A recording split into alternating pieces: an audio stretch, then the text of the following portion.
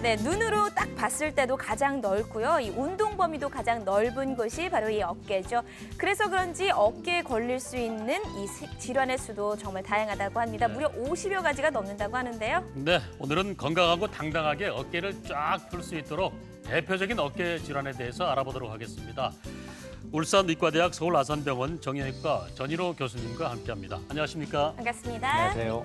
안녕하세요. 네, 이 무릎 질환 같은 경우에는요, 고령 환자분들이 더 많으실 거라고 생각을 하시는데요. 이 어깨 같은 경우에는 연령층이 좀 더 다양하다고 그렇죠. 합니다. 이 연령대에 따라서 어깨 질환이 뭐가 다른지 또 어떤 부분들이 불편함을 다르게 겪는지 좀 궁금하거든요. 어떻습니까? 네, 어깨 질환을 갖고 있는 환자분들은 나이에 따라 조금씩 다른 호소들을 하십니다. 대부분 나이가 많으신 분들은 외래에 오셔갖고 밤에 잠을 잘 수가 없다고 이야기를 하십니다. 그래서 밤에 잠을 잘 수가 없으니까 낮에 힘이 없고 일상생활에 심각한 제한이 잇따른다고 하고, 또 중년층에서는 활동적인 운동을 하고 일을 해야 되는데도 불구하고 어깨 통증과 운동 제한이 있으니까 그것으로 인해 갖고 일상생활에 제한을 일으키고요. 또 젊은 환자들은 아직은 어깨가 아플 나이가 아닌데 왜 제가 어깨가 아프죠? 이렇게 해서 일상생활과 운동을 제한을 갖고 오시게 됩니다. 네. 우리가 흔히 어깨가 무겁다 이런 말을 많이 하시는데요. 네. 일의 무게와 책임감에 대한 표현인데요. 실제 의학적으로 보면 우리 몸의 관절 중에서도 가장 나약하고 불안전한 관절이 어깨 관절이라고 합니다. 네, 하루 종일 나무에 매달려 있어도 끄떡없는 원숭이와는 달리 조금만 무리해도 이 어깨에 무리가 가는 우리의 어깨는 어떤 부분에 있어서 더 취약할까요?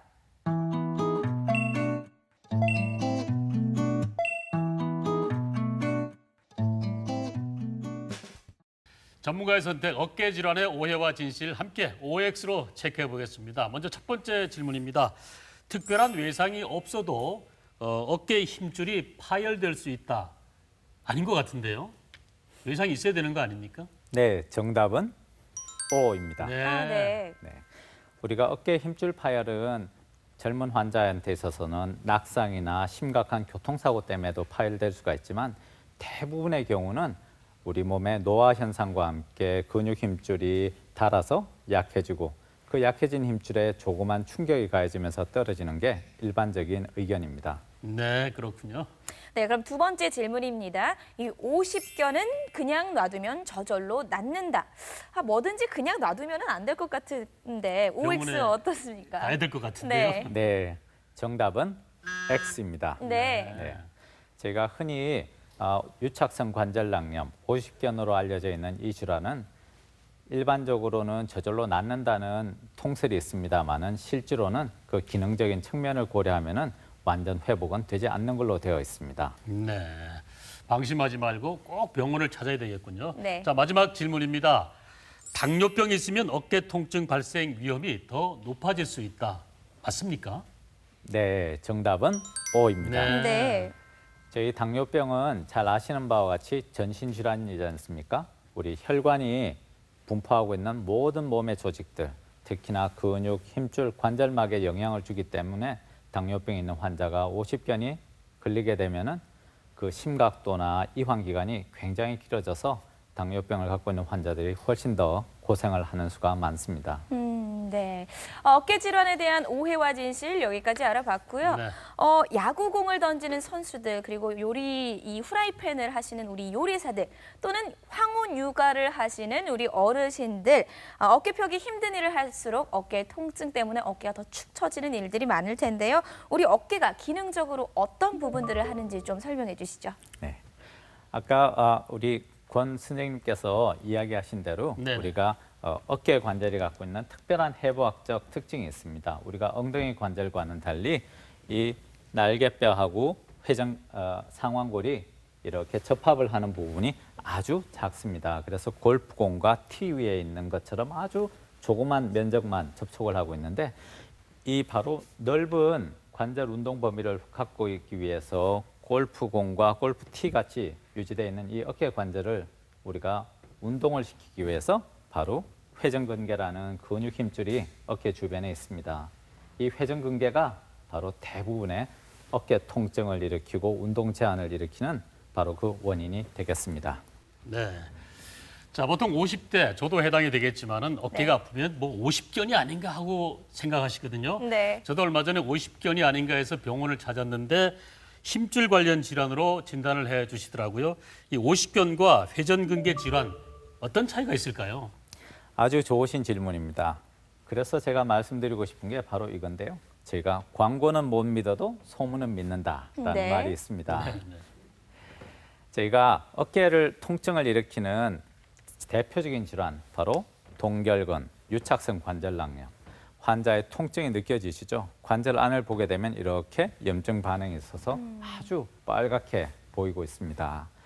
근데 똑같이 통증을 일으키고 운동 제한을 일으키는 다른 종류의 환자들이 바로 회전근개 파열입니다. 여기 보시게 되면은 MRI상에 이쪽 부분에 있는 회전근개 파열이 보이고 저희가 절개를 해보면은 근육 힘줄이 떨어지는 게 확인이 됩니다. 네. 그런데 안타깝게도 이 대표적인 통증 일으키는 회전근개 질환과 동결근이 완전히 동떨어진 질환이 아니고 대부분의 경우는 이렇게 일정 부분 오버랩이 되기 때문에 네. 어느 부분을 보냐 따라고 치료가 달라지게 되는 겁니다.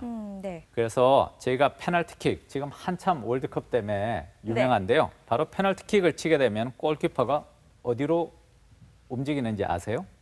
확률적으로. 글쎄요. 오른쪽으로 많이 움직일까요? 왼쪽으로 많이 움직일까요? 이번 월드컵을 보니까 오른쪽으로 많이 움직이더라고요. 그렇죠. 그런데 재밌는 거는 바로 이겁니다. 골키퍼는 오른쪽으로 움직이고 왼쪽으로 움직이고 그런데 가만히 중간에 있는 골키퍼는 없습니다. 왜? 바로 그 순간 공은 확률적으로 3분의 1 오게 돼 있지만 골키퍼는 불안하기 때문에 어느 쪽으로도 움직여야 되는 거죠. 그런데 실제로 어깨 통증을 갖고 있는 여러 환자분들의 마음이 그와 똑같은 겁니다. 뭐라도 하지 않으면 안 될 것 같아서 이렇게 저렇게 하다 보면은 이제 치료에 후유증이나 합병증을 갖고 오시기도 하기 때문이죠. 네. 네, 이 회전근개 질환을 가지신 환자분들 중에 92%가요 수면 장애를 겪고 있고요. 또 네. 동결건 아까 말씀해주신 50견이라고 잘 알고 있는 이 질환은 야간통, 밤에 겪는 통증이 가장 심하다고 합니다. 이 어깨 질환 환자가 밤을 이렇게 하얗게 지새우게 되는 이유는 뭘까요? 네, 맞습니다. 어깨 통증으로 오시는 환자분들 대부분이 밤에 잠을 좀 잘 수 있게 해달라고 이야기를 하시는 수가 네. 많으세요. 네. 특히나 아침에 일어나면서 어깨 통증과 함께 눈을 뜬다는 것은 참 안타까운 일이죠. 네. 근데 왜 그렇게 야간 통증이 심할까 생각을 하시면은 이 어깨가 서갖고 있을 때에는 우리가 중력과 팔무게 때문에 어깨 뼈 사이에 간격이 이렇게 넓어지는데 이렇게 눕게 되면은 그 압력이 올라가게 되고 또 이렇게 돌아 눕게 되면 훨씬 더 압력이 올라가는 거죠. 그렇죠. 또 한 가지 의학적 이야기는 어깨가 밤이 되면은 호르몬 변화에 훨씬 더 예민하다고 알려져 있습니다. 네. 네, 그렇군요. 자, 우리가 구부린 자세로 컴퓨터나 스마트폰을 장기간 보다가 어깨를 쫙 펴려고 하면 갑작스럽게 탁 하고 통증이 오는 경우가 있어요. 보통 뭐 담이라고 하는데 어깨나 뒷목이 당기는 증세 어떤 질환으로 봐야 됩니까? 네, 바로 그 어깨와 뒷목이 당기는 경우에 저희가 특별히 주의를 해야 될 거는 혹시나 이게 신경 증상이 아닌가 하는 겁니다. 네. 대부분 목과 어깨 결림이 같이 합병이 되는 경우에는 우리가 경추 이상이 있는가 신경학적 검사를 꼭 해봐야 되는 경우가 많습니다. 네, 그렇군요. 네, 아까 전에도 말씀해 주셨는데 이번 러시아 월드컵 때 네, 혹시 네. 많이 보셨나요? 그렇죠. 밤을 새고 있어요. 네. 그런데 이번 호주 선수 중에 한 명이요. 경기 도중에 어깨가 빠지는 일이 그렇죠. 있었다고 합니다. 그래서 네. 교체가 됐는데요. 이 어깨가 빠지는 상황이 왜 생기는 건지 그리고 한 번 빠지면 또 빠지는 건지 좀 궁금합니다. 네, 좋은 말씀이십니다. 우리가 어깨 탈구를 보는 환자를 두 부류로 나눠야 됩니다. 네. 뭐냐면은 아주 젊은 중학생, 고등학생들이 어깨에 빠지는 경우가 있고 때로는 60, 70대의 이제 중년 어르신들이 어깨 탈구가 되는 경우가 있는데 대부분의 경우 어깨 근육 힘줄 또는 관절막 그리고 관절 와순이라는 조직이 터지면서 그게 적절히 아물지가 않으면은 재발이라는 모양으로 나타나게 되는 거죠. 또 빠지는 거고. 그렇죠. 네. 자, 여러분께서는 어깨 질환에 대해서 알아보고 계신데요. 어깨 질환으로 병원을 찾게 되면 전문의에 따라서 권하는 치료법이 달라집니다. 네. 바로 수술을 하자는 곳도 있고 또 보조 치료를 하자는 곳도 있는데 어깨 힘줄 질환의 경우 수술이 반드시 선행돼야 되는 건가요? 네, 좋으신 질문입니다. 제가 슬라이드와 함께 말씀을 드리겠습니다. 네. 어깨 수술을 어떻게 접근을 해야 될까? 제가 어깨하고 상관없는 여기 척추 사진을 갖고 왔습니다. 선생님들 잘 아시는 바대로 측만증, 허리가 이렇게 휘었는 환자 네. 또는 디스크 아니면 협착증 아주 대표적인 허리 질환들이죠. 네. 하지만 제가 측만증인 경우에는 많이 휘어 있지 않으면은 경과 관찰을 하고 디스크가 MRI에 튀어나왔다고 해도 다 수술을 하진 않지 않습니까? 바로 통증의 조절만 잘 하면은 또 지낼만 하고 하는 겁니다. 그래서 이 디스크를 튀어나왔다고 우리가 모두가 수술을 하지 않듯이 어깨 회전근개 질환이 있다고 모두가 수술을 하는 것은 아닙니다. 그래서 회전근개 질환은 모두 수술해야 되나요? 아니요. 회전근개하는 질환은 여러분들 가시광선과 똑같은 거예요. 보이는 거는 이름은 하나지만 실제로 안을 보면 굉장히 다양한 모양의 병이 합병이 되어 있는 겁니다. 네.